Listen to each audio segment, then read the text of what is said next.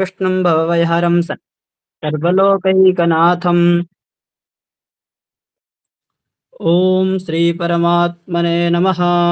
यं ब्रह्मा वरुणेन्द्ररुद्रमरुतस्तन्वन्ति दिव्यैस्तवै वेदैः शाङ्खपदक्रमोपनिषदैः गायन्ति यं सामगा ध्यानावस्थिततद्गतेन मनसा पश्यन्ति यं योगिनो यस्यान्तं न विदुःसुरासुरगणा देवाय तस्मै नमः। सिद्धिबुद्धिप्रदे देवी भुक्तिमुक्तिप्रदायिनी मन्त्रमूर्ते सदा देवी महालक्ष्मी नमोऽस्तुते। आपदामपहरतारं दातारं सर्वसम्पदां लोकाभिरामं श्रीरामं भूयो भूयो नमाम्यहम्। ॐ श्रीपरमात्मने नमः। अथ विष्णुसहस्रनामस्तोत्रम्। यस्य स्मरणमात्रेण जन्मसंसारबन्धनात् विमुच्यते नमस्तस्मै विष्णवे प्रभविष्णवे। नमः समस्तभूतानामादिभूताय भूवृते अनेकरूपरूपाय विष्णवे प्रभविष्णवे। वैशम्पायनुवाच श्रुत्वा धर्मानशेषेण पावनानि च सर्वशः युधिष्ठिरः शान्तनवं पुनरेवाभ्यभाषत। युधिष्ठिरोवाच किमेकं दैवतं लोके किं वाप्येकं परायणं स्तुवन्तः कं कर्मचन्तः प्राप्नुर्यार्मानवः शुभम्। को धर्मः सर्वधर्माणां भवतः परमो मतः किं जपन्मुच्यते जन्तो जन्म संसारबन्धनात्। भीष्मोवाच जगत्प्रभुं देवदेवम् अनन्तं पुरुषोत्तमं स्तुवन्नाम शास्त्रेण पुरुषः सततोत्थितः। तमेव चाचर्यं नित्यं भक्त्या पुरुषमव्ययं ध्यायन्नस्तुवन्मस्यं च यजमानस्तमेव च। अनादिनिधनं विष्णुं सर्वलोकमहेश्वरं लोकाध्यक्षं स्तुवन्नित्यं सर्वदुःखातिगो भवेत्। ब्राह्मण्यं सर्वधर्मज्ञं लोकानां कीर्तिवर्धनं लोकनाथं महद्भूतं सर्वभूतभवोद्भवम्। एष मे सर्वधर्माणां धर्मोऽधिकतमो मतः यद्भक्त्या पुण्डरीकाक्षं स्तवन्नै चेन्नरः सदः। परमं यो महत्तेज परमं यो महत्तपः परमं यो महद्ब्रह्म परमं यः परायण। पवित्राणां पवित्रं यो मङ्गलानां च मङ्गलं दैवतं दैवतानां च भूतानां यो व्ययः पिता यतः सर्वाणि भूतानि भवन्त्यत्यादियुगागमे यस्मिंश्च प्रलयं यान्ति पुनरेवायुगक्षये। तस्य लोकप्रधानस्य जगन्नाथस्य भूपते विष्णुर्नाम सहस्रं मे शृणु पापभयापहम्। यानि नामानि गौणानि विख्यातानि महात्मनः ऋषिभिः परिगीतानि तानि वक्ष्यामि भूतये। ॐ विश्वं विष्णुर्वषट्कारो भूतभव्यभवत्प्रभुः भूतकृद्भूतकृद्भावो भूतात्मा भूतभावनः भूतात्मा परमात्मा च मुक्तानां परमां गतिः अव्ययः पुरुषाक्षाक्षी क्षेत्रज्ञोऽक्षर एव च। योगो योगविदां नेता प्रधानपुरुषेश्वरः नारसिंहवपु श्रीमान् केशवः पुरुषोत्तमः सर्वः सर्वशिवस्ताणुर्भूतादीनिरव्ययः शम्भवो वावनो भर्ता प्रभवः प्रभुरीश्वरः स्वयंभू शम्भुरादित्य पुष्कराक्षो महाश्वनः अनादिनिधनो दाता विधाता धातुरुत्तमः अप्रमेयो ऋषिकेश पद्मनाभोऽमरप्रभुः विश्वकर्मा मनुत्वष्टस्तविष्टस्तविरो ध्रुवः अग्राह्यः शाश्वता कृष्णो लोहिताक्ष प्रदर्दनः प्रभुस्त्रीककुवब्धामा पवित्रं मङ्गलं परम् ईशानः प्राणदः प्राणो ज्येष्ठः श्रेष्ठः प्रजापतिः हिरण्यगर्भो भूगर्भो माधवो मधुसूदनः ईश्वरो विक्रमी धन्वी मेधावी विक्रमक्रमः अनुत्तमो दुराधर्ष कृतज्ञः कृतिरात्मवान् सुरेशः शरणं शर्मा विश्वरेतः प्रजाभवः अहा संवत्सरो व्याला प्रत्यया सर्वदर्शनः अजा सर्वेश्वरा सिद्धः सिद्धि सर्वादिरच्युतः वृषा कपिपरेयात्मा सर्वयोगविनिश्रितः वसुर्वसुमना सत्य शमात्मा संमितः शमः अमोघः पुण्डरीकाक्षो वृषकर्मा वृषाकृतिः रुद्रो बहुशिरा बभ्रो विश्वयोने शुचिस्रवाः अमृतः शाश्वतस्ताडुर्वरारोहो महातपाः सर्वगा सर्वविद्वानोर्विश्वक्षेणो जनार्दनः वेदो वेदविदं व्यङ्गो वेदाङ्गो वेदवित्कविः लोकाध्यक्षः सुराध्यक्षो धर्माध्यक्षः कृताकृतः चतुरात्मा चतुर्विह्वः चतुर्द्रष्ट चतुर्भुजः प्राजिष्णुर्भोजनं भोक्ता सहिष्णुर्जगदादिजः अनगो विजयो जेता विश्वयोनिः पुनर्वसुः उपेन्द्रो वामनप्रांशुरमोघः शुचिरोर्चितः अतीन्द्रः संग्रह सर्गो धृतात्मा नियमो यमः वेद्यो वेद्यशदा योगी वीरः माधवो मधुः अतीन्द्रियो महामायो महोत्साहो महाबलः महाबुद्धिर्महावीर्यो महाशक्ति महाद्युतिः अनिर्देश्य वपु श्रीमान् मे यात्मा महादृदिक् महेश्वासो महिभर्ता श्रीनिवासः सतां गतिः अनिरुद्धः सुरानन्दो गोविन्दो गोविदाम्पतिः मरीचिर्दमनोहंस सुपर्णो भुजगोत्तमा हिरण्यनाभः सुतपा पद्मनाभः प्रजापतिः अमृत्यो सर्वदृक्सिंहः सन्धाता सन्धिमान् स्थिरः अधो दुर्मषणः शास्ता विश्वसात्मा सुरारिः गुरुर्गुरुतमो धाम सत्य सत्य पराक्रमः निमिषो निमिषस्त्रग्वी वाचस्पतिरुदारधिः अग्रणी ग्रामणी श्रीमान् न्यायो नेता शमीरणः सहस्रमूर्धा विश्वात्मा सहस्राक्ष सहस्रपात् आवर्तनो निवृत्तात्मा संवृतः संप्रमर्दनः अहा संवर्तको वह्निरनिलो धरणीधरः सुप्रसादा प्रसन्नात्मा विश्वदिग्विश्वदिग्भुवः सत्कर्ता सत्कृता साधो जहुन्नारायणो नरः असंख्येयो प्रमेयात्मा विशिष्टा सृष्टकिच्छुचिः सिद्धार्थ सिद्ध संकल्पः सिद्धिदा सिद्धिसाधनः वृषाहि वृषभो विष्णु वृषपर्वा वृषोदरः वर्धनो वर्धमानश्च विविक्ता श्रुतिसागरः शुभुजो दुर्धरो वाग्मी महेन्द्रो वसुदो वसुः नैकरूपो बृहद्रूपा शिपिविष्टा प्रकाशनः ओजस्तेजोद्युतिधरा प्रकाशात्मा प्रतापनः रिद्धस्पष्टाक्षरो चन्द्रां सुभास्करद्युतिः अमृता शुद्भवो भानु शशबिन्दु सुरेश्वरः औषधं जगता सेतु सत्यधर्मा पराक्रमः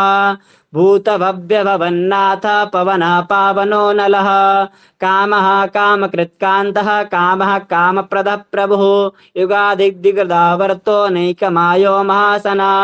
अदृश्यो व्यक्तरूपश्च सहस्राजिदनन्दजेत् इष्टो विशिष्ट शिष्टेष्ट शिखण्डी नौषो वृषः क्रोधः क्रोधकृत्कर्ता विश्वबाहो महीधरः अच्युतः प्रतितः प्राणदो वाशवानुजः अपां निधिरधिष्ठानं नमः प्रमत्ता प्रतिष्ठितः स्कन्धः स्कन्धधरो धूर्यो वरदो वायुवाहनः वासुदेवो बृहद्भानुरादिदेवः पुरन्दरः अशोकस्तारणस्तारः सुरासौरी जनेश्वरः अनुकूलः शतावर्तः पद्मी पद्मनिवेक्षणः पद्मनाभोरविन्दाक्ष पद्मगर्वः शरीरभृत् महर्देरिद्ववृद्धात्मा माक्षो गरुणध्वजः अतुलः सरवो भीमा समयज्ञो हविर्हरिः सर्वलक्षणलक्षण्यो लक्ष्मीवान् समितिञ्जयः भिक्षरो रोहितो मार्गो हेतुर्दामोदरः सः महीधरो महाभागो वेगवानमिताशनः उद्भवः चोबणो देवः श्रीगर्भः परमेश्वरः करणं कारणं कर्ता विकर्ता गहनो गुहा व्यवसायो व्यवस्थाना सस्थानस्थानदो ध्रुवः परद्धि परमस्पष्टस्तुष्टा पुष्टा सुवेक्षणः रामो विरामो विरजो मार्गो नेयो नयो नयः वीरा शक्तिमतां श्रेष्ठो धर्मो धर्मविदुत्तमः वैकुण्ठ पुरुष प्राणः प्राण शरदः प्रणवप्रतुः हिरण्यगर्भः शत्रुघ्नो व्याप्तो वायुरधोक्षजः ऋतौ सुदर्शनः कालः परमेष्टि परिग्रहः उग्रः संवत्सरो दक्षो विश्रामो विश्वदक्षिणः विस्तारस्तावरस्ताळु प्रमाणं बीजमव्ययम् अथो नर्तो महाकोशो महाभोगो महाधनः अर्निर्वीर्णस्तविष्टो धर्मयूको महामकः नक्षत्रनेमि नक्षत्रे क्षमाक्षामा शमीहनः यज्ञो महिज्यस्त जश्च क्रतुः शत्राक् सतां गतिः सर्वदर्शिर्विमुक्तात्मा सर्वज्ञो ज्ञानमुत्तमम् शुभ्रतः सुमुखः सूक्ष्मा सुघोषः सुखदः सुहृत् मनोहरो जितक्रोधो वीरबाहो विदारणः स्वापनः स्ववशो व्यापी नैकात्मा नैककर्मकृत् वत्सरो वत्सलो वत्सी रत्नगर्भो धनेश्वरः धर्मगुप्धर्मगृद्धर्मी सददक्षरमक्षरम् अविज्ञाता सहस्रांशो विधाता कृतलक्षणा गविस्तनेमि सत्त्वस्तः सिंहो भूतमहेश्वरः आदिदेवो महादेवो देवेशो देववृद्गुरुः उत्तरो गोपतिर्गोप्ता ज्ञानगम्य पुरातनः सरीदभूतवृद्भोक्ता कपीन्द्रो भूरि दक्षिणः सोमपोऽमृतपः सोम पुरुजित् पुरुषोत्तमः विनयोजय सत्स्यन्दो द्वादशाः सात्वतां पतिः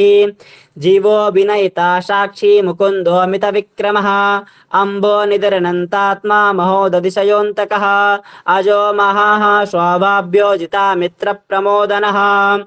आनन्दो नन्दनो नन्दः सत्यधर्मा त्रिविक्रमः महर्षि कपिलाचार्यः कृतज्ञो मेदिनीपतिः त्रिपदर्शी दशाध्यक्षो महाशृङ्गः कृतान्तकृत महावराहो गोविन्द सुषेण कनकाङ्गदी गुह्यो गवीरो गहनो गुप्तश्चक्रगदाधरः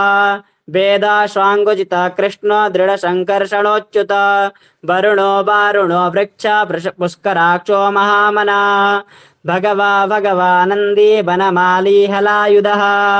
आदित्यो ज्योतिरादित्य सहिष्णुर्गतिशत्तमः शुद्धन्वाखण्ड परशुर्दारुणो द्रविणप्रदः दिविस्पृक्सर्वदृग्व्यासो वाचस्पतिरयो निजः त्रिशामा निर्वाणं भेषजं विषग सन्न्यासकृक्षमा शान्तो निष्ठा शान्तिः परायणं शुभाङ्गः शान्तिदस्त्रष्टा कुमुदा कुवलेशया गोहितो गोपतिर्गोप्ता वृषवाक्षो वृषप्रियः अनिवर्ती निवृत्तात्मा संक्षिप्ता क्षेमकृच्छिवः श्रीवत्सवक्षा श्रीवासः श्रीपति श्रीमताम्बरः श्रीधः स्त्रीशः श्रीनिवासः श्रीनिधि श्रीविभावनः श्रीधर श्रीकर श्रेया श्रीमाल्लोकत्रयाश्रयः स्वच्छः श्वङ्गः शतानन्दो नन्दिर्ज्योतिर्गणेश्वरः विजितात्मा विधेयात्मा सत्कृतिर्छिन्न संशयः उदीर्णः सर्वतर्चक्षुरनीशः शास्त्रस्थिरः भूषयो भूषणो भूतिर्विशोकः शोकनाशनः अचिष्मानर्चितः कुम्भो विशुधात्मा विशोधनः अनिरुद्धो प्रतिरथः प्रद्युम्नोऽवितविक्रमः कालनेमिनि महावीरा शौरी सूरजनेश्वरः त्रिलोकात्मा त्रिलोकेशः केशवः केशिया हरिः कामदेवः कामपालः कामी कान्तः कृतागमः अनिर्देश्य पपुर्विष्णो वीरो नन्तो धनञ्जयः ब्रह्मण्यो ब्रह्मकृद्ब्रह्म ब्रह्म विवर्धनः ब्रह्मविद् ब्राह्मणो ब्रह्मी ब्रह्मयज्ञो ब्रह्मणप्रियः महाकर्म महातेजा महोरगः महाकर्तुर्महायज्वा महायज्ञो महाहविः स्तभ्यस्तव प्रियस्तोत्रं स्तुतिस्तोतारणप्रियः पूर्णः पुरयिता पुण्यकीर्तेर्नामयः मनोजवस्तीर्थकरो वसुरेता वसुप्रदः वसुप्रदो वासुदेवो वसुर्वसुमनाहविः सद्गति सत्कृति सत्ता सद्भूति सत्परायणः शूरसेनो यदुश्रेष्ठः सन्निवासाशु यामुनः भूतवासो वासुदेवः सर्वासो निलयो नलः दर्पः दर्पहो दृप्तो दुर्धरोऽपराजितः विश्वमूर्ति महामूर्ति दीप्तमूर्तिरमूर्तिमान् अनेकमूर्तिरव्यक्त शतमूर्ति शताननः एको नैकाशवः कं किं यत्पदं मनुमुत्तमं लोकबन्धुर्लोकनाथो माधवो भक्तवत्सलः सुवर्णवर्णो हेमांगो वरांगश्चत्रनांगदी वीरः विषमाशून्यो घृताशीरश्चलश्चलः अमानी मानदो मान्यो लोकस्वामी त्रिलोकदृक् सुमेधामेधजो धन्यः सत्यमेधाधराधरः तेजो वृषोद्युतिधरः सर्वशस्त्रवृताम्बरः प्रग्रहो निग्रहो व्यग्रो नैकशृङ्गो गदाग्रजः चतुर्बाहुश्चतुर्व्यूहश्चतुर्गतिः चतुरात्मा चतुर्भावश्चतुर्वेदविदेकपात् समावर्तो निवृत्तात्मा दुर्जयो दुरतिक्रमः दुर्लभो दुर्गमो दुर्गो दुरावासो दुरारिः शुभांगो लोकशारंग सुतस्तुस्तन्तुवर्धनः इंद्रकर्मा महाकर्मा कृतकर्मा कृतागमः उद्भवा सुंदरा सुंदो रत्ननाभा सुलोचना अर्को वाजसना शृंगी जयंता सर्वविजयी सुवर्णबिन्दुरक्षोभ्य सर्ववागीश्वरेश्वरः महाहृदो महागर्तो महाभूतो महानिधिः कुमुदः कुन्दरः कुन्द प्रजन्या पावनो निलः अमृताशो मृतवपो सर्वज्ञा सर्वतोमुखा सुलभा सुब्रता सिद्धा शत्रुतापनः नग्रो धुन्दम्बरो स्वस्थस्ताणुरान्ध्रनिषूदनः सहस्राक्षी सप्तजिह्वः सप्तैदा सप्तवाहनः अमूर्तिरनगोचिन्यो भयकृद्भयनाशनः अरुणबृहत्कृशस्थूलो गुणभृन्निर्गुणो महान् अधृतः स्वधृतः श्वास्य प्रांशवंशो वंशवर्धनः भारवृत्कथितो योगी योगी सा सर्वकामदः आस्त्रमस्त्रमणस्रामः सुपर्णो वायुवाहना धनुर्धरो धनुर्वेदो दण्डो दमयितां दमः अपराजित सर्वशः नियन्ताति नियमो यमः सत्त्ववाचात्विकः सत्य सत्यधर्मा परायणः अभिप्राय प्रियः यो यः प्रियकृत् प्रीतिवर्धनः भियायास गतिज्योति सुहृचिद्भुतिविग्भुः रविर्विरोचना सूर्य सविता रविलोचना अनन्तो हुतभुग्भोक्ता सुगदो नैकजोग्रजः अनिवृण्णः सदामर्षि लोकाधिष्ठानमद्भुतः सनातनतमः कपिलः कपिरव्ययः स्वस्तिदा स्वस्तिगित् स्वस्ति स्वस्ति वक् स्वस्ति दक्षिणः अरौद्रः कुण्डली चक्री विक्रमिर्ज्योतिशासनः शब्दातिगा शब्दसः शिशिरा सर्वरीकरः अक्रूरः पेशलो दक्षो दक्षिणाशामिमाम्बरः विद्वत्तमो वीतभया पुण्यश्रवणकीर्तना उत्तराळो दुष्कृतिः पुण्यो दुःखस्वप्ननाशनः वीरः रक्षणा जन्तो जीवनः पर्यवस्थितः अनन्तरूपोऽनन्तश्रीर्जतमन्योर्वयापः चतुरस्तो गभीरात्मा विदिशो व्यादिशो दिशः अनादिर्भुर्भुवो लक्ष्मी सुवीरो रुचिराङ्गदः जननो जनजन्मादि भीमो भीमः पराक्रमः आधारनिलयो धाता पुष्पहासः प्रजागरः उद्भगः सत्पथाचारः प्राणदः प्रणवः पणः प्रमाणं प्राणनिलयः प्राणभृत् प्राणजीवनः तत्त्वं तत्त्वविदेकात्मा जन्म मृत्यो जरातिगः भूर्भुवस्वरुस्तारा सविता प्रपितामहः यज्ञो यज्ञपतिर्यज्वा यज्ञाञ्जो यज्ञवाहनः यज्ञवृद्ध्यर्दिगे यज्ञे यज्ञभुग् यज्ञसाधनः यज्ञान्तकृतगृह्यान्न मन्नमन्नाद एव च मन्नमन्नाद एव च आत्मयोनि स्वयं जातो वैखानः श्यामगायनः देवकीनन्दनस्रष्टा चितिशः पापनाशनः शङ्खव्रीनन्दकी चक्रे शाङ्खधन्वा गदाधरः रथाङ्गपाणिरक्षोभ्यः सर्वः प्ररणायुध ॐ नम इतीन्द्रं कीर्तनीयस्य केशवस्य महात्मना नाम्ना सहस्रं दिव्यानामशेषेण प्रकीर्तितं यैदं शृण्वा नित्यं यश्चापि परिकीर्तयेत् नाशुभं प्राप्नुयात् किञ्चित् सौमुत्रेह च मानवः वेदान्तगो ब्राह्मणस्य क्षत्रियो विजयी भवेत् वैश्यो धनसमृद्धस्यात् शूद्रसुखमवाप्नुयात् धर्मार्थे प्राप्नुयात् धर्मदार्थे चार्थमाप्नुयात् कामनवाप्नुयात् कामे प्रजार्थे प्राप्नुयात् प्रजां भक्तिमान्या सदोत्थाय सुजिस्तद्गतमानसः सहस्रं वासुदेवस्य नाम्नामेतत् प्रकीर्तयेत् यशः प्राप्नोति विपुलं ज्ञातिप्राधान्यमेव च अचलं श्रियमाप्नोति श्रेयः प्राप्नोति न्यनुत्तमं न भयं क्वचिदाप्नोति वीर्यं तेजश्च विन्दति भवत्यरोगो दुतिमान् बलरूपा गुणान्विता रोगार्तो मुच्यते रोगात् बद्धो मुच्येत बन्धनात् भयान्मुच्येत वीतस्थो मुच्येतापन्न आपदः दुर्गाण्यतिरत्याशो पुरुषा पुरुषोत्तमं स्तुवन्नाम सहस्रेण नित्यं भक्ति समन्विता वासुदेवाश्रयो मर्त्यो वासुदेवः परायणा सर्वपापविशुद्धात्मा याति ब्रह्म सनातनं न वासुदेव भक्तानाम् अशुभं विद्यते क्वचित् जन्म मृत्यु जरा व्याधि भयं नैवोपजायते इमं स्तमवदीयानः श्रद्धा भक्ति समन्वितः युज्येतात्मसुखच्छान्त्रे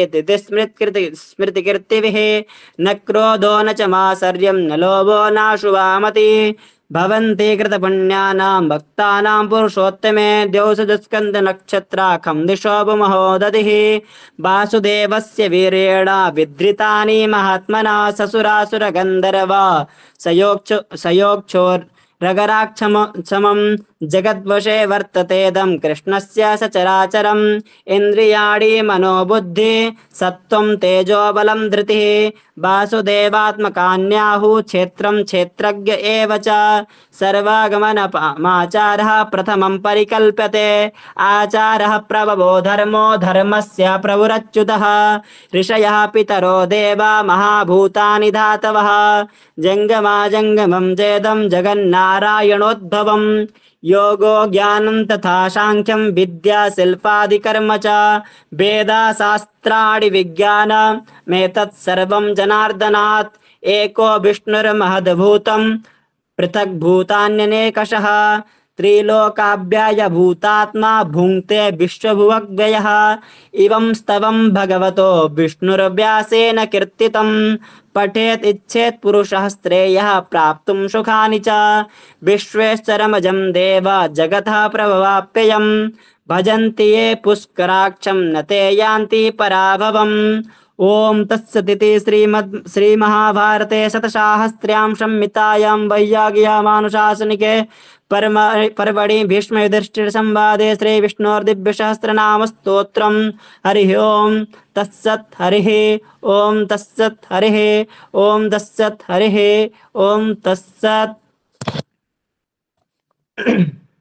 अभी तक हम लोगों ने विष्णु सहस्त्र नाम का, विष्णु भगवान के हजारों नाम का श्रवण किया। उसके बाद हम गीता जी के 15वें अध्याय श्रवण कराएंगे आप लोग।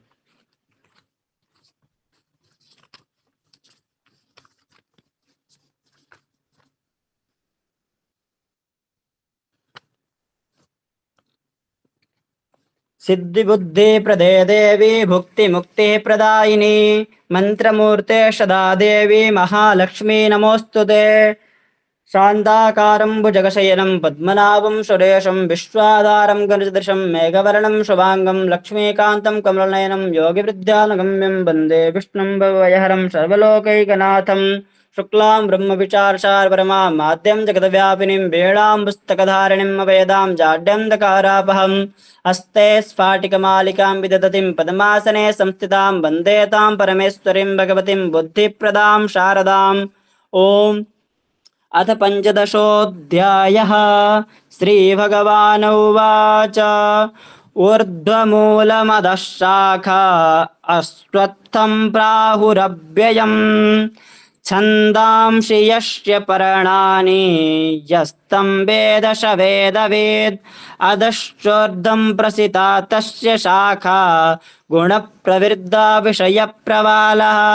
अधश्च मूल्याननुशन्ति तानि कर्मानुबन्धीनि मनुष्यलोके न रूपमस्येह तथोपलभ्यते नान्तो न चार्दिर्न च सम्प्रतिष्ठा अश्वत्थमेनं सुविरूढमूलम् असङ्गशस्त्रेण दृढेन चित्वा ततः पदं तत्परिमार्गितव्यं यस्मिन् गता निवर्तन्ति भूयः तमेव चाद्यं पुरुषं प्रपद्ये यतः प्रवृत्ति प्रशिता पुराणी निर्मानमोहाजितसङ्गदोषा अध्यात्मनित्या विनिवृत्य कामः द्वन्द्वैर्विमुक्ता सुखदुःखसञ्जये गच्छन्ति मूढा पदमव्ययं तद् न तदवाशयते सूर्यो न शशाङ्को न पावकः यद्गत्वा न निवर्तन्ते तद्धाम परमं मम ममैवांशो जीवलोके जीवभूता सनातनः मनसष्टानीन्द्रियाणि प्रकृतिस्थानि कर्षति शरीरं यदवाप्नोति यच्चाप्युत्क्रामतीश्वरः गृहीत्वैतानि शम्याति वायुर्गन्धानि वाशयात् श्रोत्रं चक्षुस्पर्शनं च रसनं घ्राणमेव च अधिष्ठाय मनश्चायं विषयानुपसेवते उत्क्रामन्तं स्थितं वापि भुञ्जानं वा गुणान्वितान् विमूढानानुपश्यन्ति पश्यन्ति ज्ञानचक्षुषः यतन्तो योगिनश्चैनं पश्यन्यात्मन्यवस्थितं यतन्तोऽप्यकृतात्मानो नैनं पश्यन्ति चेतसः यदादित्यगतं तेजो जगद्भासयते अखिलं यच्चन्द्रमसि यच्चाग्रो तत्तेजो वृद्धिमामकं गामाविश्य च भूतानि धारयाम्यहमोजसा पुष्णामि चौधरी सर्वा सोमो भूत्वा रसात्मकः अहं वैश्वानरो भूत्वा प्राणिनां देहमाश्रितः प्राणपानाशमायुक्ता भजाम्यन्नं चतुर्विधम् सर्वस्य चाहं हृदि सन्निविष्टो मतस्मृतिर्ज्ञानपमोहनं च वेदैश्च सर्वैरहमेपवेद्यो वेदान्तकृद्वेदविदेव चाहं द्वामिमौ पुरुषो लोके चरक्षाचर एव च चरः सर्वाणि भूतानि कूटस्थोऽक्षर उच्यते उत्तमः पुरुषस्त्वन्य परमात्मे धृताहृतः यो लोकत्रयमाविश्य विवर्तव्य ईश्वरः यस्माच्छरमतीतोऽहम् अक्षरादपि चोत्तमः अतोऽस्मि लोके वेदे च प्रतिता पुरुषोत्तमः यो मामेव सम्मूढो जानाति पुरुषोत्तमं स सर्वविद् भजति मां सर्वभावेन भारत इति गुह्यतमं शास्त्रम् इदमुक्तं मया नघ एतद् बुद्ध्वा बुद्धिमान् स्यात् कृतकृत्यश्च भारत ओम तत्सदिति श्रीमद्भगवद्गीतासूपनिषत्सु ब्रह्मविद्यायां योगशास्त्रे श्रीकृष्णार्जुनसंवादे पुरुषोत्तमयोग नाम पंचदशोत्सवः कृष्णाय वासुदेवाय हरये परमात्मने प्रणतक्लेशनाशाय गोविन्दाय नमो नमः सच्चिदानन्दरूपाय विश्वोत्पत्त्यादिहेतवे तापत्रयनिवासाय श्रीकृष्णाय वयं नमः नीलाचलनिवासाय नित्याय परमात्मने सुभद्रा प्राणनाथाय जगन्नाथाय मंगलम। हम अपनी वाणी को यहीं पे विराम देना चाहेंगे। हमसे अगर कोई त्रुटि होगी तो आप सब लोग माफ कर दीजिएगा।